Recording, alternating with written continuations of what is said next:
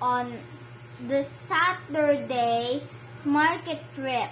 On Saturday, Mila and her dad visited the local market.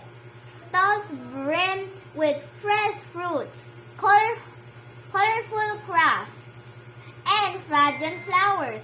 Mia's eyes winded at the candy stall. Her dad bought her a chocolate bar.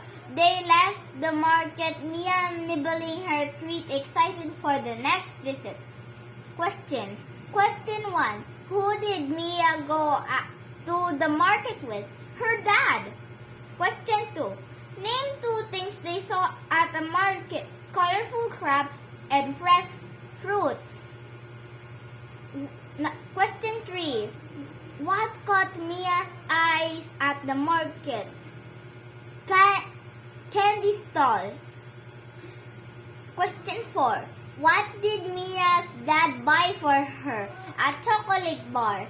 How did Mia feel about their market trip? Excited.